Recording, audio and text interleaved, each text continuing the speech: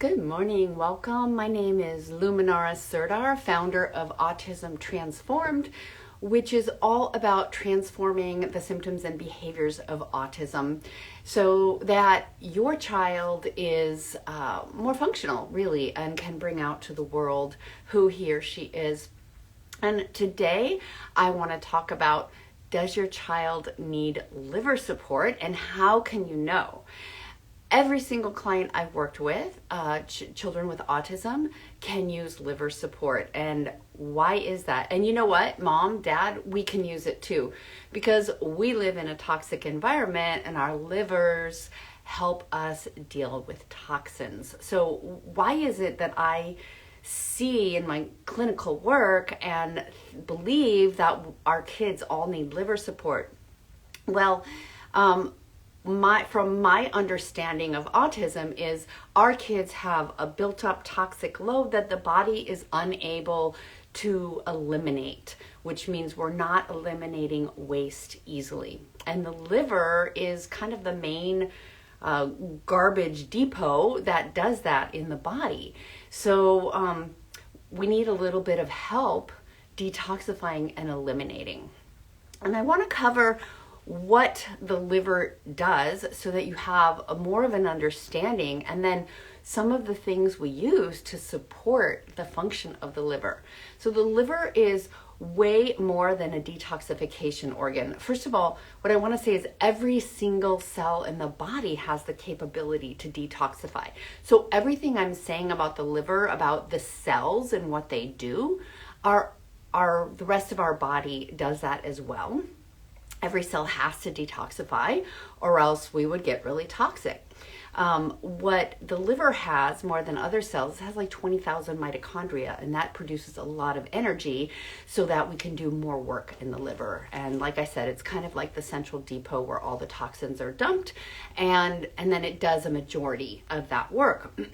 So the liver also makes bile. And what is bile? It's what makes our feces look brown. So bile actually has a few different functions. It helps with digestion. It helps with fat digestion. So it really helps us to break down fats. And it also is a transport mechanism for toxins. So our liver detoxifies and then spits that out into the bile. The gallbladder holds that bile until we're ready to eliminate. It'll digest or eliminate. So it'll squeeze that out into the intestines and, goes through the intestines and out the colon, and voila, we have poop. So if your child's poop is actually not a dark brown or a brown or dark brown, then there's not enough bile in their system, and that's a liver issue as well. And other ways you can tell your child needs liver support is usually dark circles under the eyes, especially after, eating maybe foods they're sensitive to. And you'll probably know what foods they're sensitive to because maybe you give them gluten and they get hyper or aggressive, or maybe you give them sugar and you can see some hyperactivity and then maybe a sugar crash. Maybe they have some sensitivity to eggs or corn or soy. Those are really common ones. And you can tell by behaviors, by mood. Do they get tired afterwards? Sometimes if the liver isn't doing so well, the toxins aren't going out and being processed by the liver, you'll see rashes and eczema. That's a sign that the liver needs support. Okay, so we talked about detoxification. The liver makes bile, and the liver makes a lot of proteins for the body. These are called transporter proteins, and they'll transport things like our hormones, our sex hormones around. They're like little chaperones, and they hold on to molecules that need to go somewhere inside the cells. The liver also stores glucose, so when our brain needs to work and we need more glucose, the liver can easily deliver that. There's all kinds of feedback mechanisms for that to happen, but it also stores extra vitamins and minerals. So if our liver doesn't have that storage capacity or that capacity to make proteins, then we're deficient and we're not going to function as well. And I wanted to talk about the liver and kidney connection. I already talked about the skin connection. So if our liver is overwhelmed and not able to function well, do those 4 functions, right? Produce bile, store glucose and other nutrients, detoxify, and make all those transporter proteins. If the liver's deficient in that, especially in the detox, it says, it's kind of like a factory or, the garbage depot, wherever the garbage gets taken to, when we throw our trash out of our house in the city garbage dump. The liver says, you know what, I'm at full capacity. I can't handle this. Let's send it to another elimination channel. And that could be the kidneys. So you might see frequent urination or bedwetting. That's common with mold too, and maybe some other things, but that's a sign that the liver's overworked. And then the next place it's going to deliver the toxins is the skin, because that's a big detox organ. And it says, oh, let's send that to the skin. And then you see rashes, hives, eczema, psoriasis, those kinds of things. And then the other place, a large elimination organ, is our lungs. When we breathe, we eliminate gaseous toxins. So if your child ever wakes up with super nasty bad breath, that happens, or they have bad breath throughout the day, they're putting toxins out through their breath, which is a great thing, but it might also be a sign that the liver needs a little help. So in the detoxification function, which I find is mostly deficient in our kids with autism and chronic illness too, that could be asthma, allergies, ADHD, all the A's, right? So we have these cellular reactions that help us break down toxins. So let's say your child has a food with an artificial color, or it has a pesticide like atrazine or glyphosate on it, or 2,4-D or whatever. There's a ton of these pesticides and herbicides. So it enters, goes to the liver eventually, finds its way to the liver. Phase 1 of liver detox is we break down these big molecules into smaller ones so the body can dismantle and easily get rid of them. Step 2 is called glutathione conjugation. What that means is, you've probably heard of glutathione, the master antioxidant of the body. Glutathione molecule comes along and takes that toxin and says, let's deliver you to the right place. Let's move you along in the process.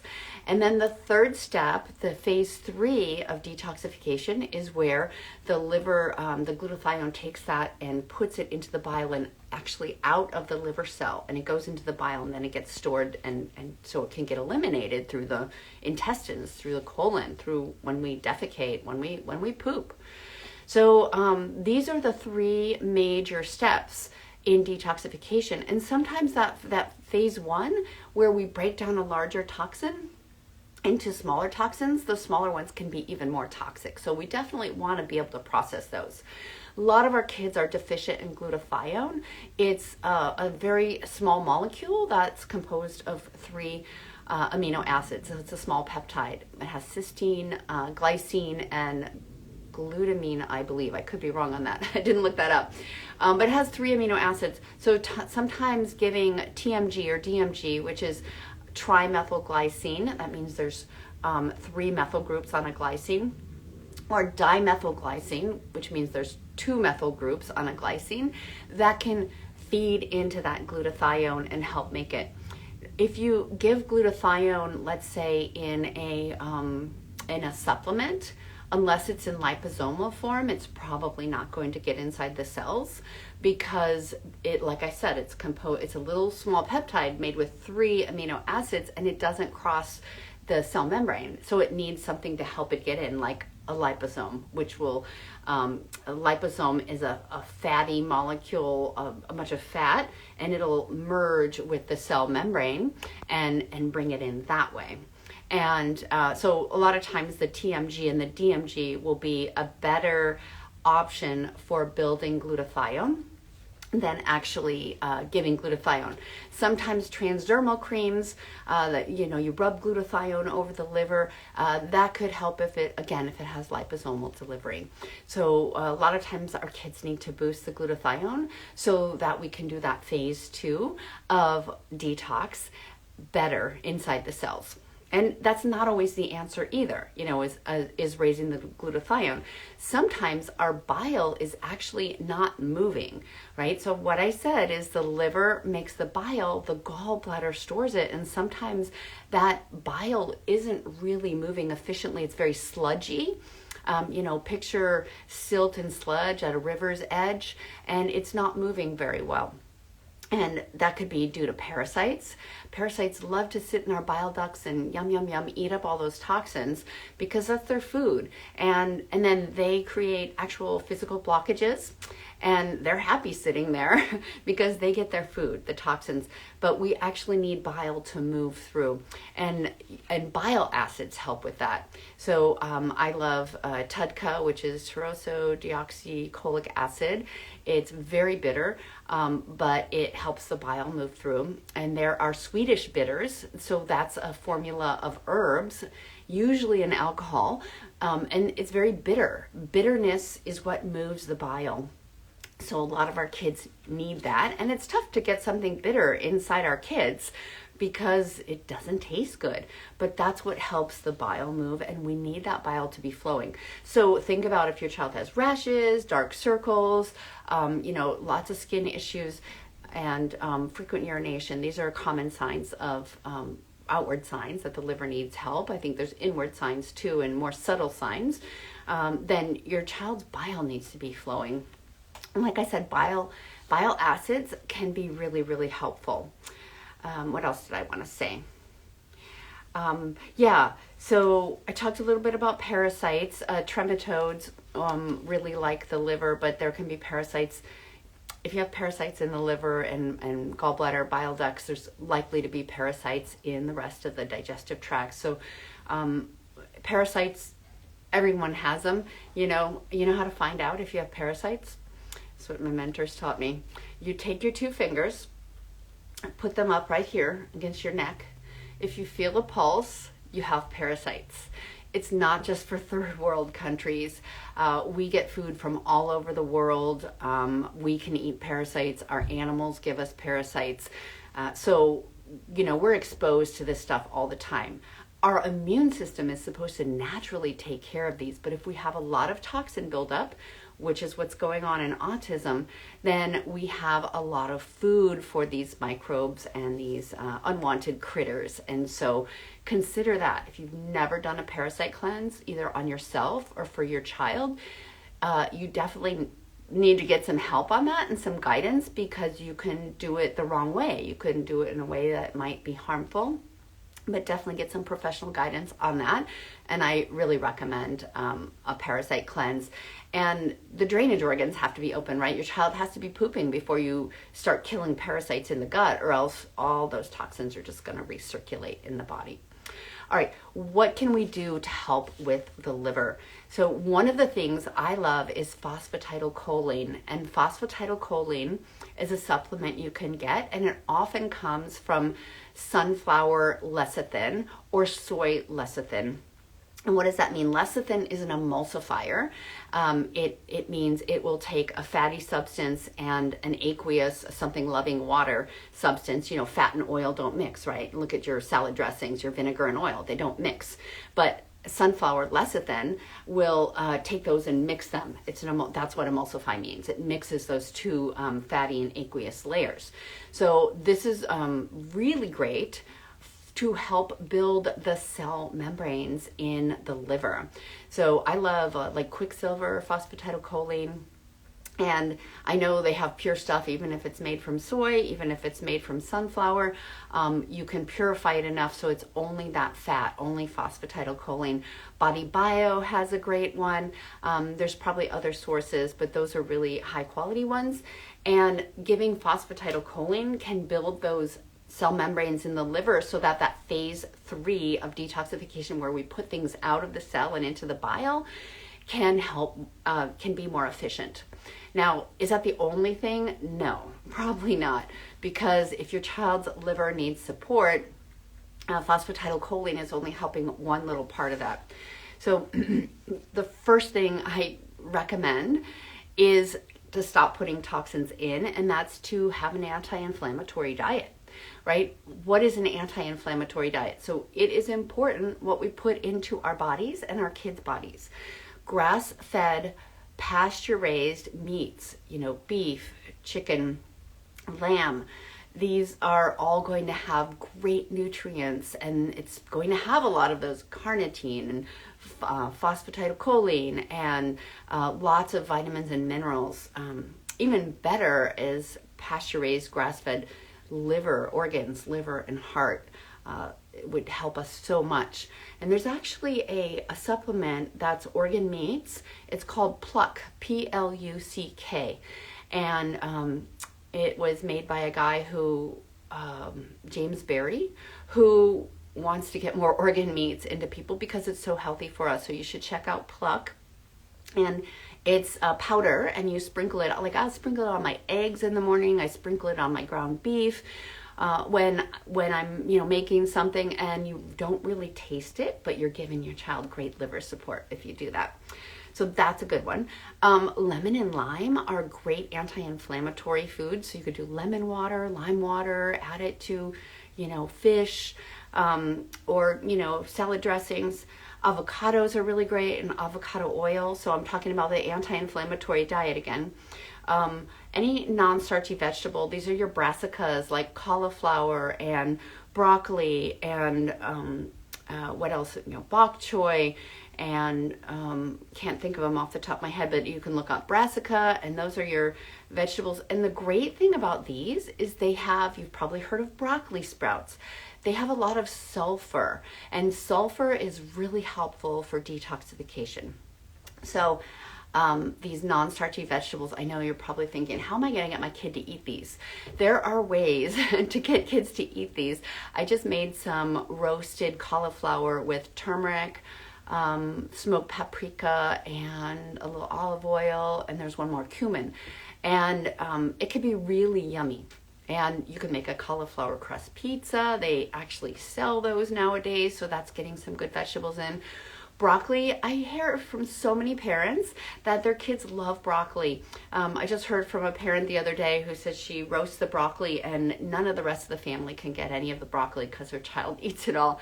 And my kid, when he was really little, he would demand to have trees. I want trees, because we called them little trees. And, we made fun with our food and made it be a fun process. So it doesn't always have to be, I got to eat that. So think about those ways to, make fun faces on the plate, and eventually your child will eat them. The more that we detoxify, the greater the palate becomes, the less the sensitivities become. I see this again and again and again. Okay, what else is in the anti-inflammatory diet? Wild-caught salmon. Don't get the farmed kind. They feed them crappy stuff, and that means that crappy stuff goes into your child's body. And then herbs like turmeric, ginger, different herbs like thyme, rosemary, just these Italian herbs, these herb de Provence. I would use those as much as possible, and your child will eventually eat them. Let's see, I have apple cider vinegar. This is great for yeast as well. If your child is yeasty, maybe laughing for no reason, which means they're drunk from the alcohol the yeast produces. So you want to get these good things inside your child. A teaspoon of apple cider vinegar, and that's a little bit bitter too, so that can help with bile flow. Sauerkraut is really great. Garlic and onions and coconut oil. And coconut. Those are great for the anti-inflammatory diet. If you notice, I didn't say sugar, I didn't say processed wheat, I didn't say gluten-free, processed other grains, potato, tapioca starch, I didn't say potatoes.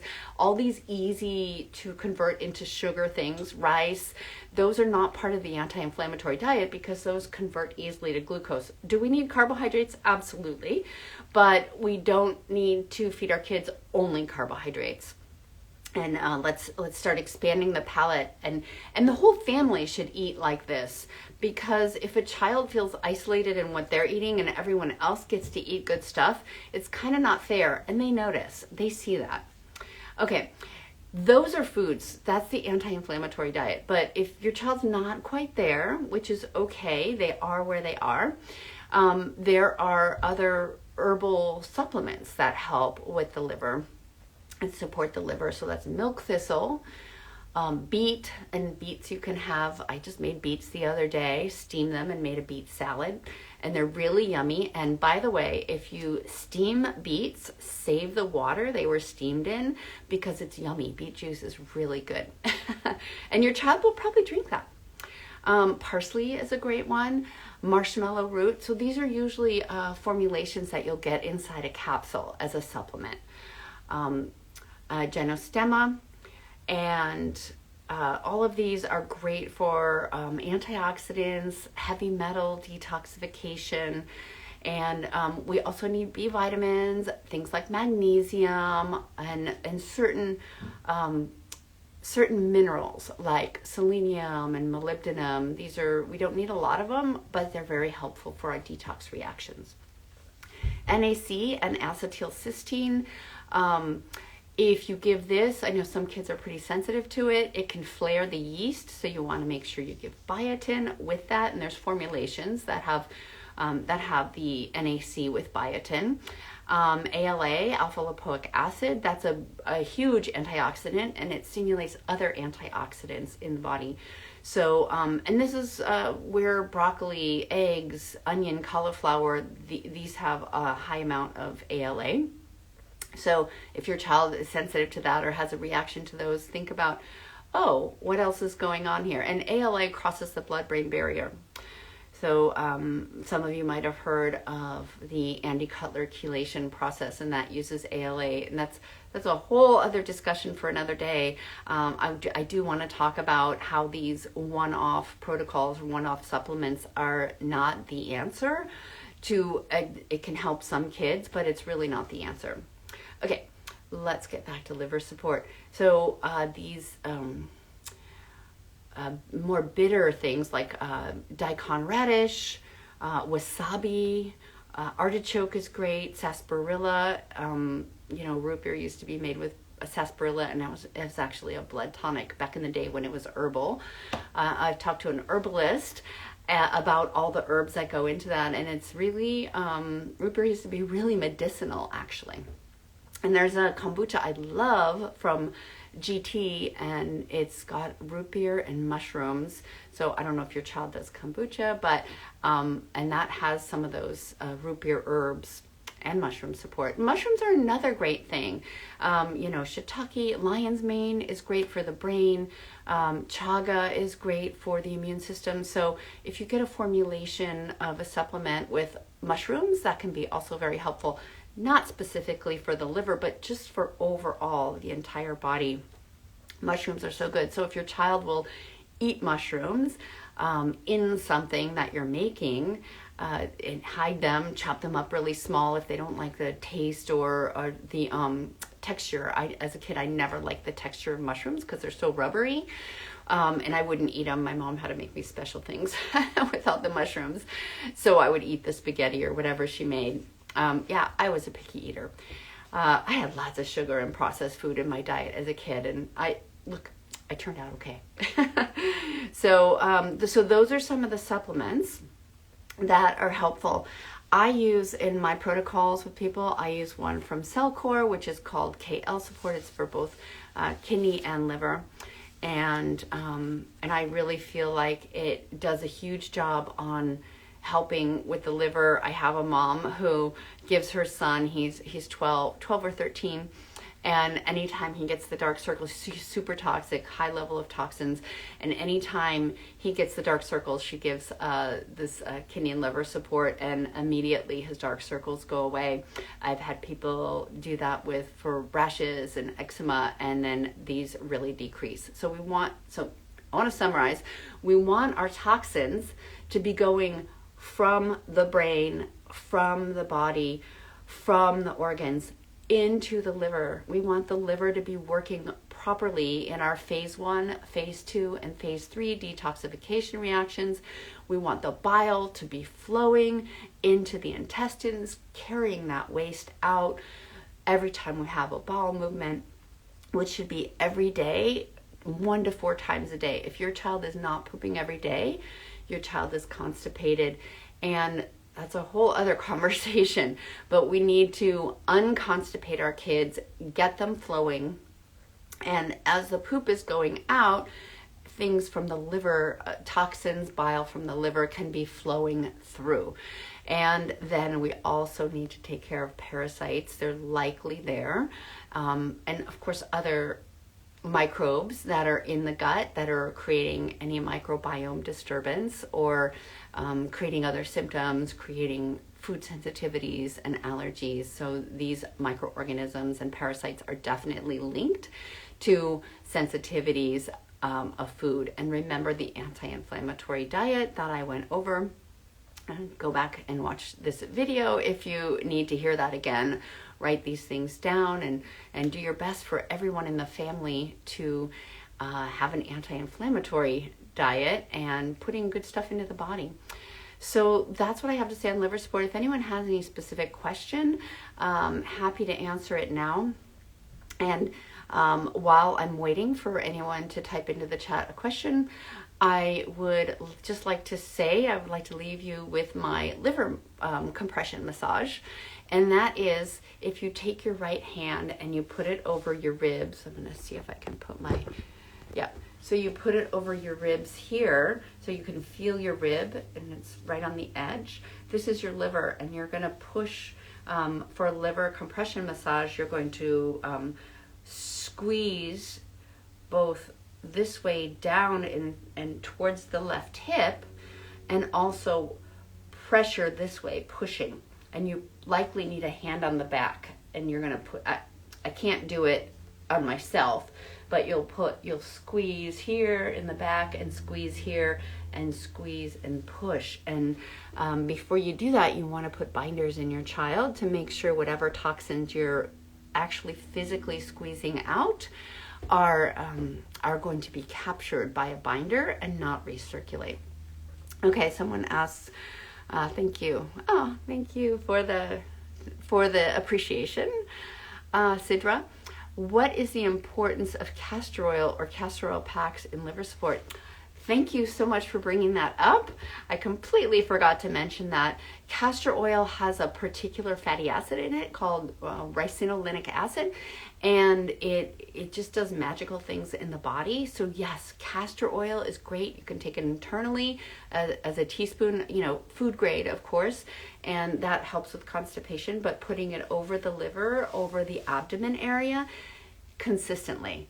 That's the key. That can really help just unstick things in there and help things move through, like that bile flow we were talking about. What my parents do is that's part of what I advise people to do, and they do it every day consistently for at least an hour. Some kids sleep with it. Maybe if your child is really super toxic, I wouldn't start doing it every day. I would start with maybe 2, 3, 4 times a week and build up to every day. But what my parents say is when they consistently do it, that's when they see results with their kids. What kind of binders do you recommend?